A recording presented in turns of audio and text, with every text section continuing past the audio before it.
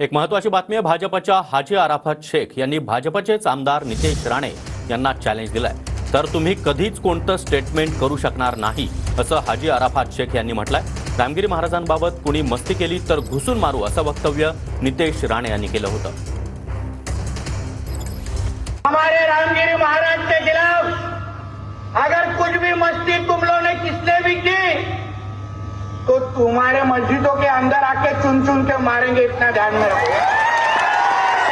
तुमको अगर तुम्हारी कौम की अगर चिंता होगी तो हमारे रामगिरी महाराज के खिलाफ कुछ भी बोलने का नहीं, वरना वो जवान हम लोग सही पे रखेंगे नहीं, ये तुम लोग याद रखना। मुझे लगता है कि नितेश राणे को हिंदुत्व समझाना पड़ेगा, हिंदुत्व बताना पड़ेगा, इसको श्री राम का हिंदुत्व समझाना पड़ेगा, बाबा साहब अंबेडकर का हिंदुत्व समझाना पड़ेगा, माननीय बाला साहब ठाकरे का हिंदुत्व समझाना पड़ेगा।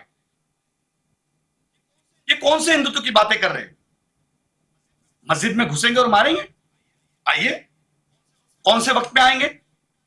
मैं कुरला में रहता हूं, फजर की नमाज में आएंगे, जोहर की नमाज में आएंगे, असर की नमाज में आएंगे, ईशा की नमाज में आएंगे, मगरिब की नमाज में कब आएंगे? आइए, हम आपका फूलों से स्वागत करेंगे। आइए, हम आपको बताएंगे मुसलमान क्या होता है।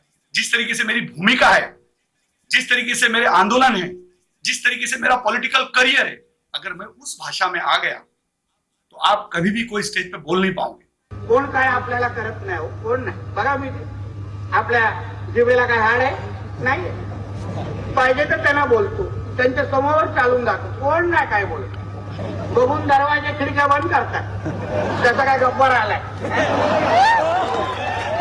मी पण हिंदूंचा गब्बर आहे, लक्षात ठेवा, आपल्याला वाकड्या जायचं नाही। जब वो बोल रहे थे तो मैं देख रहा था कि उनसे बड़ा माइक था, उनके पैजामे से बड़ी उनकी जबान चल रही थी।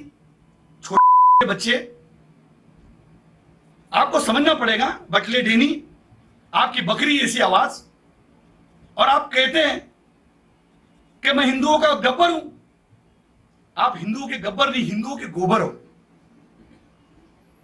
गोबर भी बहुत बड़ी बात है।